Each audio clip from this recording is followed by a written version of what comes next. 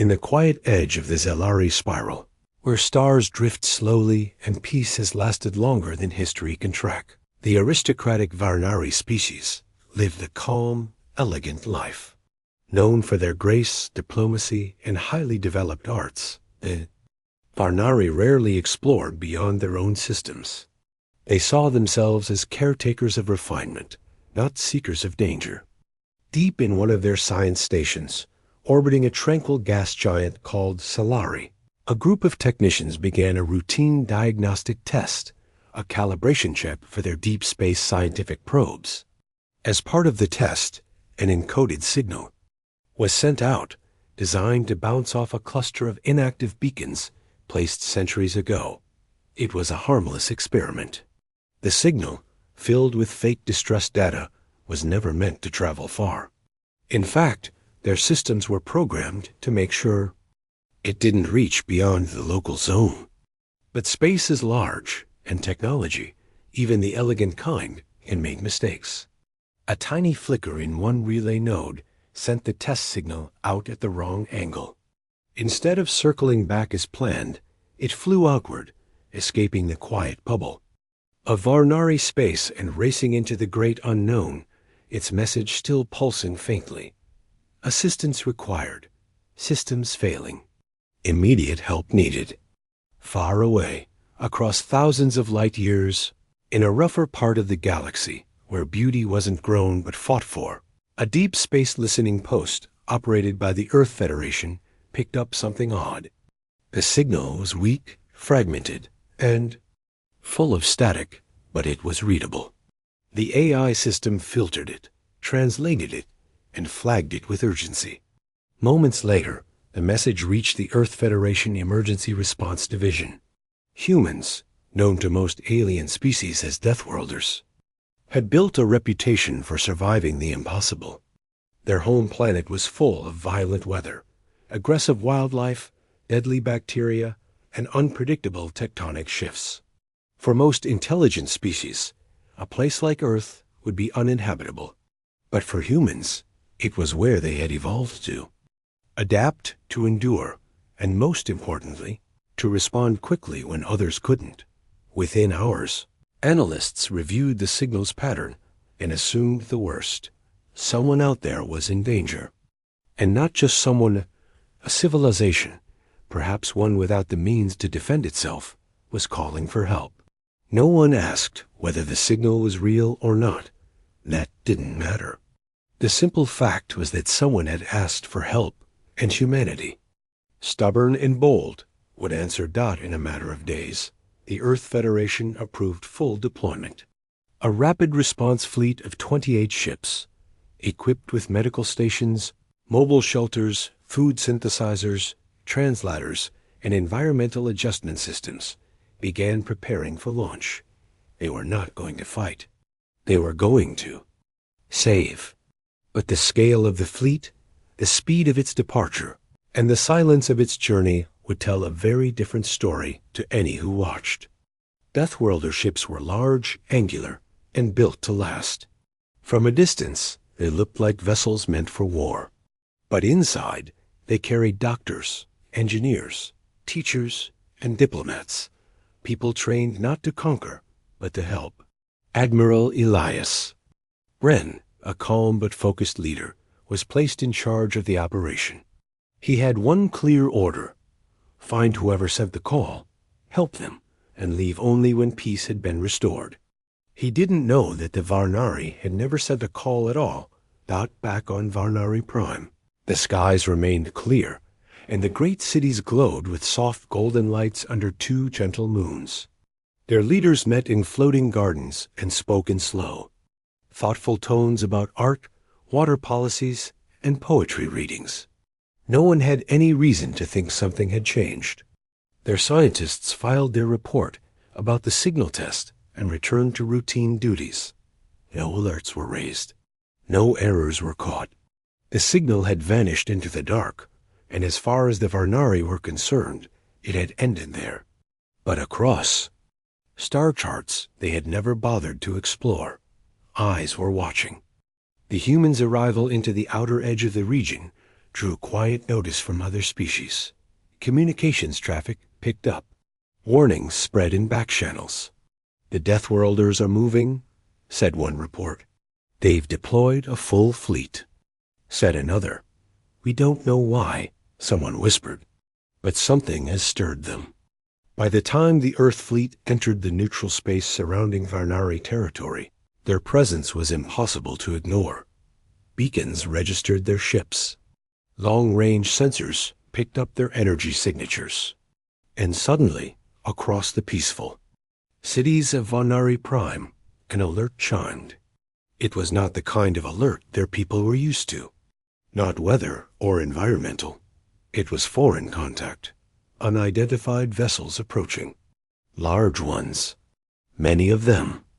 At first, the Central Command Hub believed it was an error, a sensor malfunction. They sent automated probes to check. Then panic followed. The fleet was real. Massive, silent, surrounding them like shadows around a candle. The Varnari High Council scrambled to understand what had happened. Who had sent the signal? What message had gone out? How had it brought this kind of response? Their intelligence advisors dug through old relay logs. Hours passed. And then they found it, the test signal.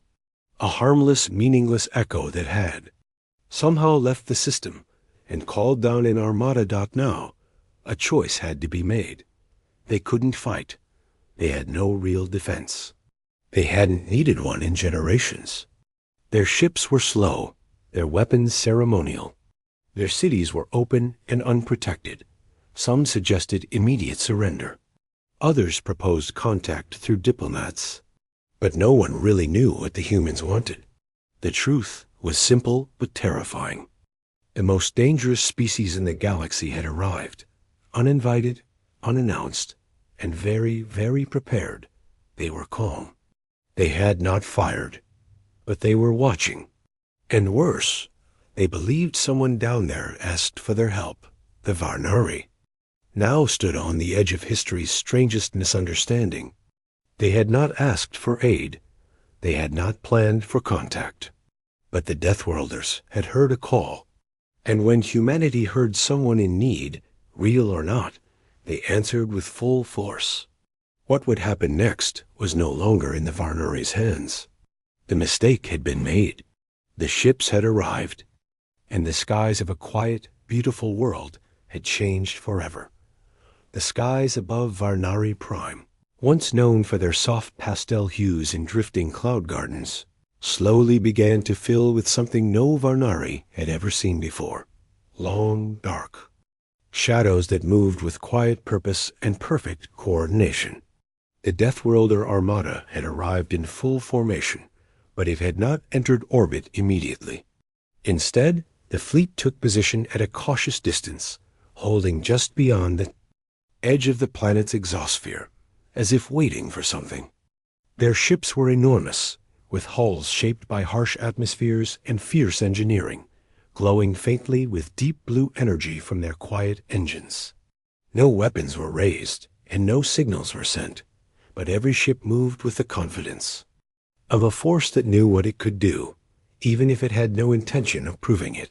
From the capital towers of Celerin City, the citizens could see the distant lights in the sky, blinking slowly like stars that did not belong. At first, people assumed it was some kind of passing comet field or strange weather formation. But soon, the truth was revealed, and panic began to ripple through the cities like cracks in glass. Inside the High Council Hall, built of crystalline beams and living vines, the leaders gathered in full. Their voices, usually calm and ceremonial, now carried a tone of unease. Chancellor Drenel, a tall figure known for centuries of diplomatic talks, stood at the center of the chamber and played the intercepted feed for all to see. A cluster of foreign ships, human in design, formed a silent wall around their world. They were broadcasting nothing, and they had made no demands. But they were undeniably there, present, powerful, and watching. "They must believe we are in distress," said Advisor Kelleth, his voice trembling slightly. "But we are not. We never were.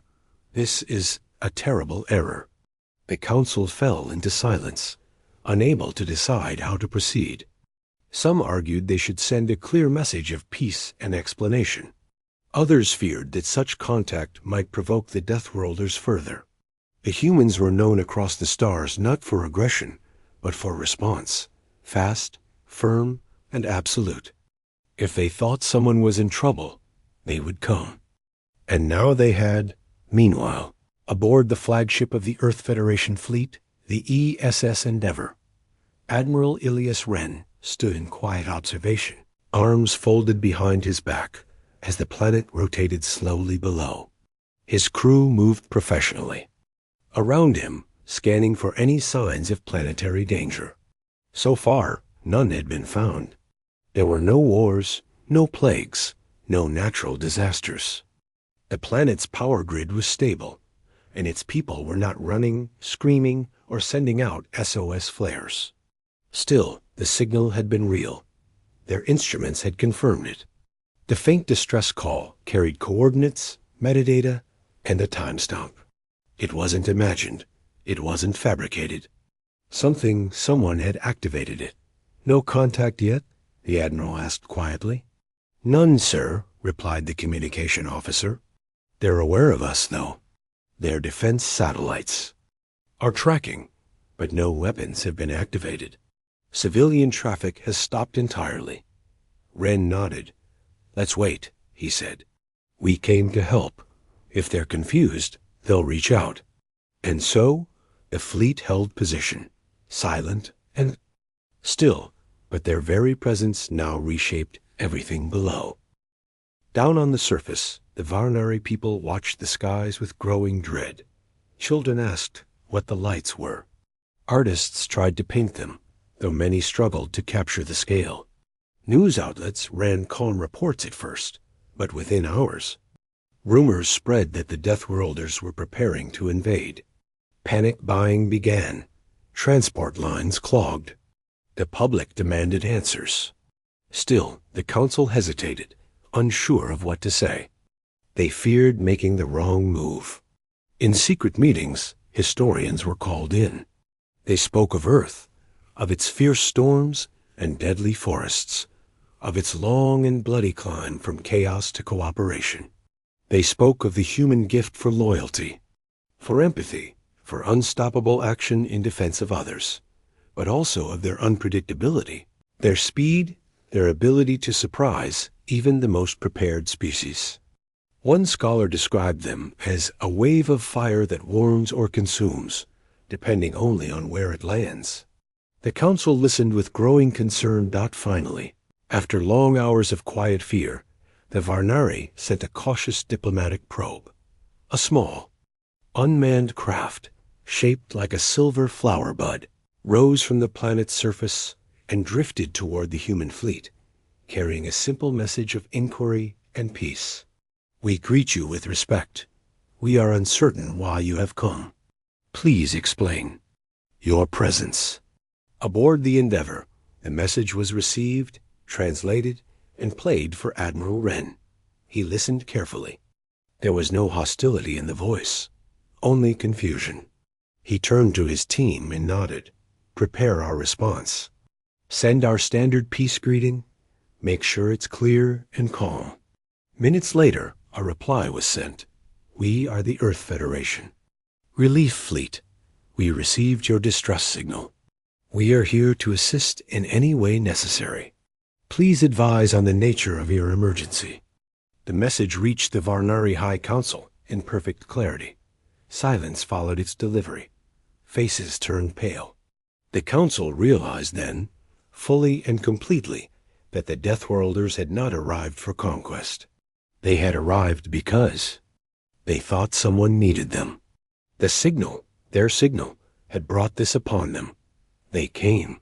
"To help," whispered one counselor, as if still unable to believe it.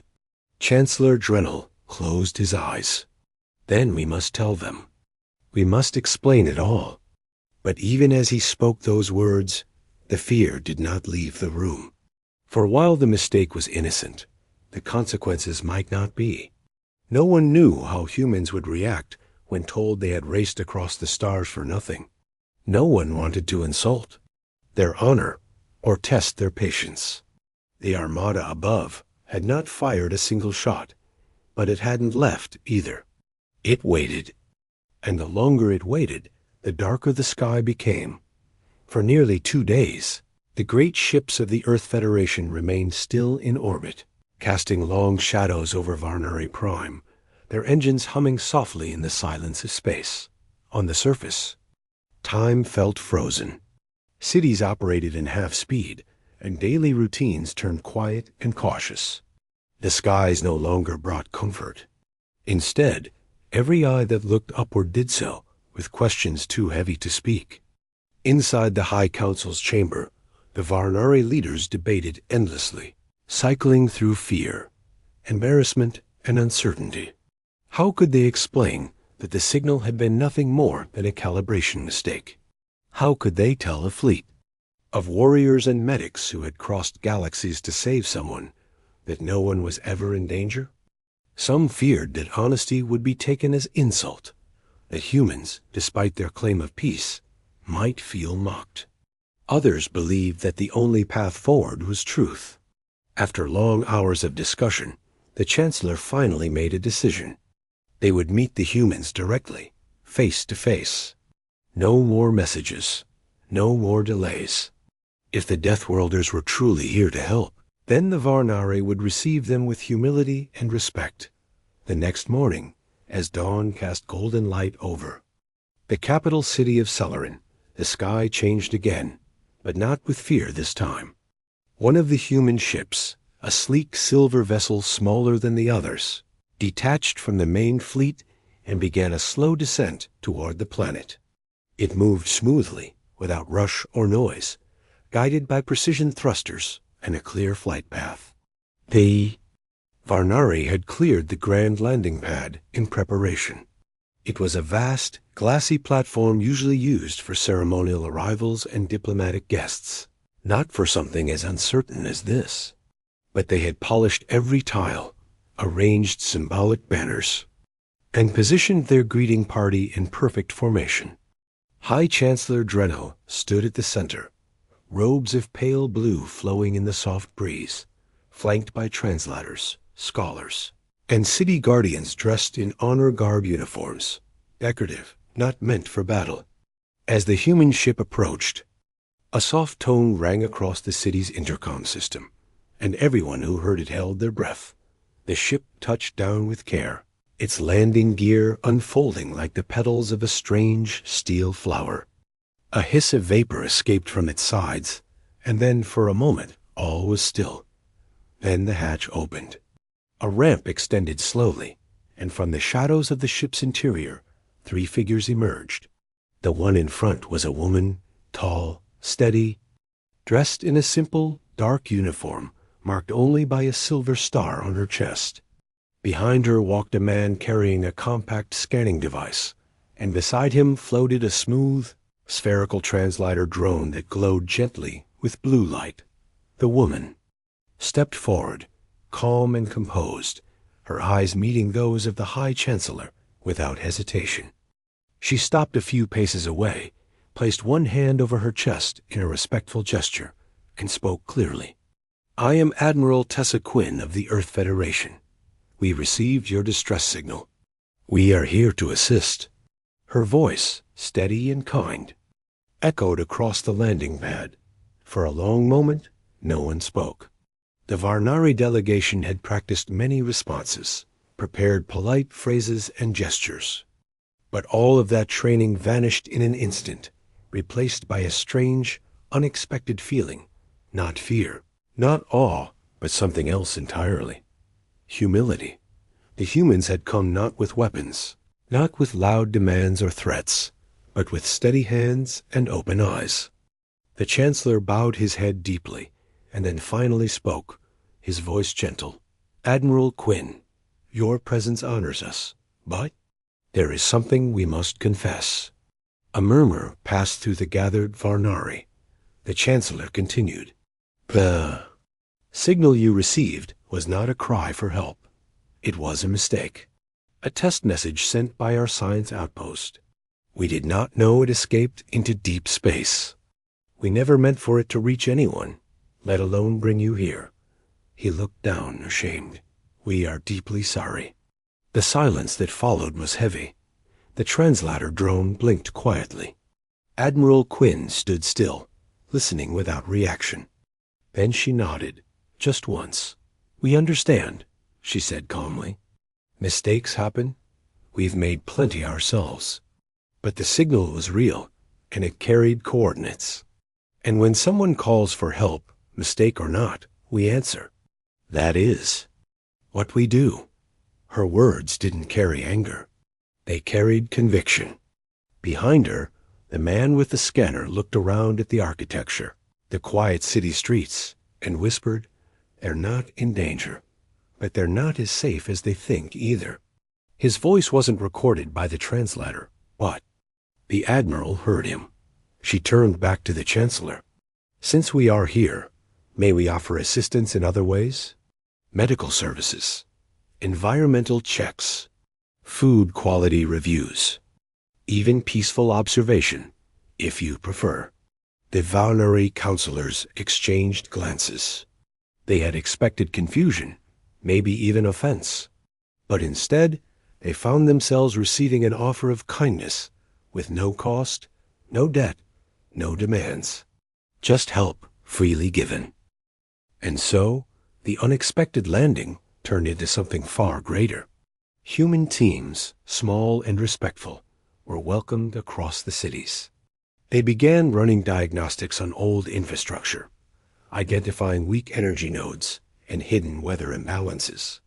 They shared knowledge freely, never pushing, never overstepping. Varnari physicians watched in wonder as human medics cured rare disorders using portable equipment. Engineers from both species worked together on forgotten transport systems, and children gathered near community gardens to watch floating drones fix old irrigation lines. The fear that had once held the planet still slowly melted into curiosity. Stories were exchanged, meals were shared, and behind every smile, every calm interaction, was the same silent truth. The Deathworlders were nothing like the legends. That evening, as the sun dipped behind the high towers and stars returned to the sky, Chancellor Drunel stood on his private balcony and looked out over the city. A faint blue glow shimmered where a human drone was repairing an old ventilation tower. He thought about the signal, the mistake, and all that had followed. It had not been meant to reach the stars, and yet it had brought with it something no Varnari could have expected. A fleet of giants had come to their world, not to conquer, not to punish, but simply because they believed someone needed them, and they had arrived not with force, but with grace. For the first time in generations, Drennel felt something unfamiliar. Not fear, not pride, but respect, deep, honest, and lasting. Whatever happened next, one thing was clear. This was no longer a mistake. It was a beginning dot as days passed and the human presence settled gently across Varnari Prime. The fear that had once gripped its cities began to dissolve, replaced by something strange and unfamiliar. Admiration. The people who had once looked skyward in dread now looked with quiet curiosity. Human teams, careful, soft-spoken, and always respectful, worked alongside Varnari citizens in ways no one had expected. They did not command, and they did not rush. Instead, they asked questions, listened patiently, and offered solutions only when asked. In the city of Elaroon, where the rivers shimmered with lavender light, a group of human water specialists worked with local eco-scientists to stabilize an old purification system. What began as a routine repair turned into an exchange of ideas, with both species sitting side by side, sketching notes and laughing at translation glitches. In the southern highlands of Corvus Tal, a team of earth medics treated a strange fungal infection affecting tree-borne farmers, not with chemicals, but with a soil-based cure they'd brought from Earth. Word of their compassion spread quickly. The once silent streets filled with gentle waves and polite greetings. Varnari children watched wide-eyed as human drones cleaned rooftops and fixed old weather shields. In marketplaces, people began leaving fresh fruit and sweetbread near landing zones as quiet thanks. No one told them to. It simply felt right. Inside the council hall, discussions had shifted. Where once the leaders had feared insult or retribution, they now wondered how to keep the humans longer. They came to help, said Advisor Kelleth during a private meeting, and they brought more than machines or medicine. They brought courage. They brought presence. Chancellor Drenel, who had remained cautious throughout, now saw it clearly. The humans had no interest in control. They had received a signal and answered, not for glory or gain, but because of something woven deep into their nature, a refusal to ignore those who might be in need. And though the Varnari had not asked for help, they now realized how long they had quietly needed it. Centuries of stillness had made their world beautiful, yes, but also fragile. Their systems had aged. Their methods had dulled. And while no crisis loomed large, the cracks were there, small, silent, but growing. The Deathworlders had seen them immediately, not with judgment, but with instinct. Earth had taught them to notice when things were about to break. Earth had trained them to fix, not only to fight. One evening, under the golden twin moons, a group of human cultural advisors was invited to a Varnari festival, the blooming of stars, a quiet ceremony where citizens released floating lights into the sky to honor peace and harmony. It had not been planned as a shared event, but when the humans arrived, the people welcomed them with folded hands and open smiles. The humans, uncertain at first, followed their hosts into the garden. Paths where lights swayed on silk vines and gentle music echoed through the trees. Children offered the humans tiny glowing orbs to release, a sign of respect. Admiral Tessa Quinn herself was among them, standing quietly beside Chancellor Drenel. He turned to her and said, "Your people were feared, Admiral. We called you Deathworlders. That name once meant danger. But now, I believe it means something else." She looked up at the drifting lights, her voice soft. "Earth made us strong," she replied. "But strength isn't just for battle. It's for building, for protecting, for answering when someone calls, even if they didn't mean to." The Chancellor nodded, his eyes bright. "That is what we will remember." Across the planet, the view of humanity transformed. The myths of a terrifying species who could survive anything, who were born in storms and fire, began to shift. Instead of monsters in the shadows, people saw guardians, quiet, strange, and incredibly loyal. Vanari poets wrote verses about hands of stone with hearts of wind, describing the balance of human resilience and kindness. Artists painted murals of humans and Varnari side by side, not as rulers and subjects, but as equals, two paths meeting in the stars. Schools invited human historians to share Earth's tales of invention, exploration, and healing. At first, the children were puzzled by how chaotic Earth seemed. But slowly, they understood. Humans had survived so much because they had learned how to help one another through every trial. And now, they had brought that spirit to Varnari Prime Dot in orbit. The rest of the Earth fleet watched quietly. They kept a respectful distance, sending down support only when asked. But inside their ships, crews spoke with quiet pride. The mission had changed. It was no longer a response to an emergency. It had become something deeper, a bond formed not in crisis, but in clarity. In the command deck of the ESS Endeavour, officers shared updates, not about threats, but about friendships forming below. Captain Idris, second in command, told his crew, "We didn't find broken cities, we found tired ones. And we helped. Then stand straighter. That's enough." the Admiral agreed. She watched the data feeds, saw the slow changes happening across the planet. Cleaner air, steadier power grids, smiling faces, and knew this was what Earth's fleet was meant to do. Not conquer, not invade, but respond with purpose. And so, as the humans prepared for the final days of their mission, the Varnari High Council sent a message, not through a drone or an emergency channel, but through a live ceremonial broadcast, watched by every citizen. The Chancellor, standing before the central spire of Celerin, looked into the lens and spoke calmly. To the people of Varnari, and to our guests from Earth, I say this. Once we feared the name Deathworlder. Now we honor it, for it means more than survival. It means presence, strength, and the courage to come when others hesitate. We will remember who came when no one else did. The words were simple, but they echoed through every city, across every skybridge and garden, and even into the orbiting ships above. For the humans, it was unexpected. They had not come seeking thanks, but it touched them all the same.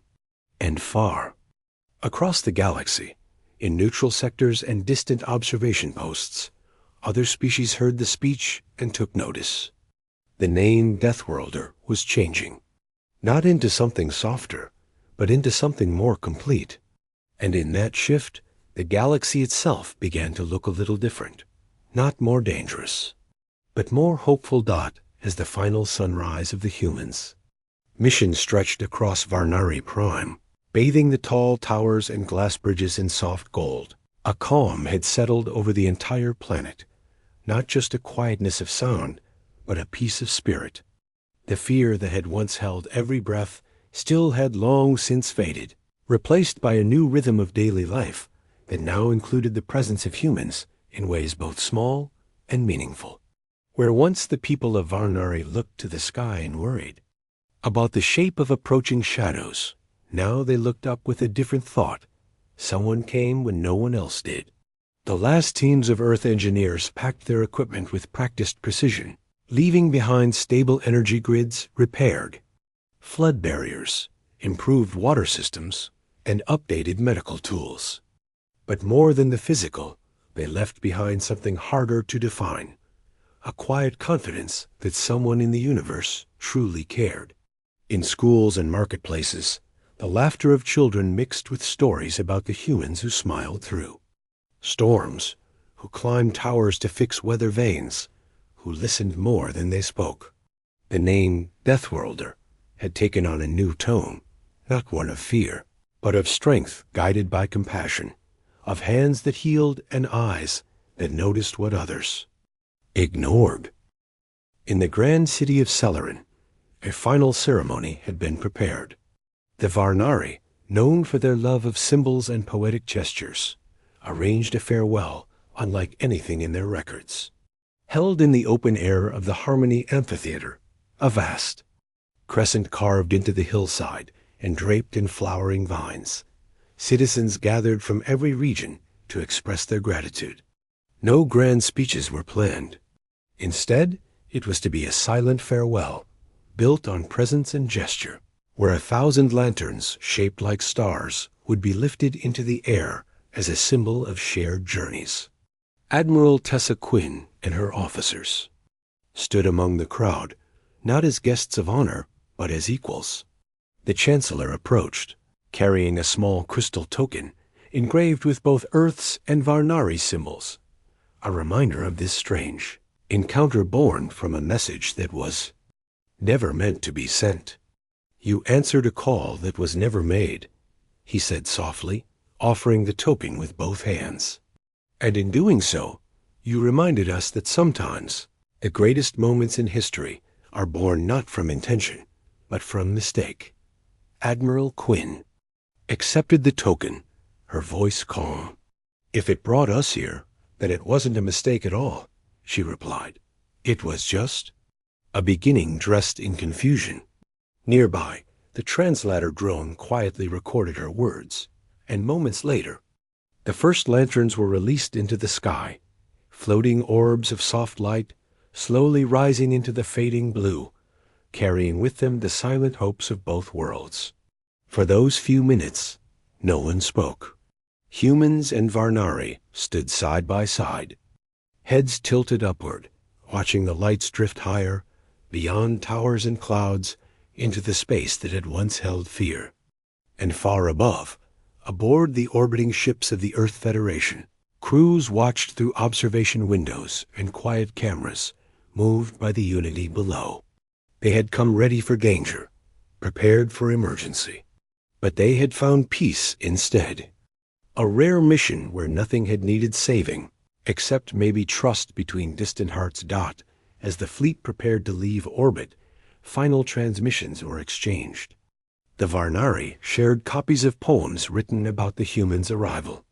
In return, Earth sent a full archive of humanitarian field manuals, translated into Varnari syntax, along with an open invitation. Should you ever need us again, truly? Need us, do not hesitate. This was our honor. The humans did not request anything in return. No resources, no technology, no formal alliance. They had arrived without expectation, and they left the same way.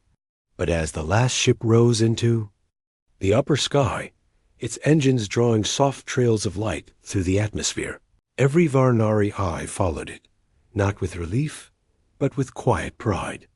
They knew now that out there, in the vastness beyond the stars, there was a species who would answer a whisper, who would come even when no one else dared, who would bring not only might, but meaning. In the weeks that followed, the story of the mistaken signal spread beyond Varnari Prime. News reached distant systems, and among the Galactic Council, debate began anew. Some species still whispered wariness at the mention of Deathworlders, but others, especially those on the fringes, those too small or too humble to call for help in the past, began to wonder, what if we called too? Embassies requested Earths. Contact codes. Researchers asked for cultural materials. Diplomats began to soften their policies. Across the stars, the misunderstanding sparked a quiet shift in galactic thought. It was not a treaty or a trade deal. It was something deeper. The knowledge that someone powerful existed not to rule, but to respond. And so, even though the humans had returned to their own systems, their presence remained in data archives, in rebuilt clinics, in the memories of a peaceful people who once feared the sky. Back on Earth, within the Federation archives, a new entry was recorded under the humanitarian response log. It simply read, Operation Star Echo. Initial analysis classified it as an emergency. Source signal confirmed false. Assistance rendered. Host species peaceful. No conflict. Outcome positive. Status complete. Cultural relations open. But within the personal log of Admiral Tessa Quinn, her notes read differently. We came for someone we thought was in pain, she wrote. Instead, we found someone quietly falling behind, not from weakness, but from solitude. And we reminded them they weren't alone. Not anymore. She closed the file and looked out her ship's main viewport as Earth slowly came into view, blue and bright and spinning slowly against the black. They had gone across stars. They had answered a call that was never meant for them. But somehow, it had been exactly right. And in the end, that signal, a random pulse meant only to test machines, had changed more than a planet's power grids. It had changed hearts. It had built a bridge. It had rewritten the meaning of a single word. Deathworlder. Once it meant fear. Now it meant something else. It meant hope in the shape of steel. It meant strength guided by kindness. It meant someone was watching, someone who would come, even when no one else did. And in the silent sky of Varnari Prime were the stars. Returned each night without fail, that one forgotten signal still echoed, not as an accident, but as a turning point. A mistake, yes, but one that, against all odds, had quietly changed the stars.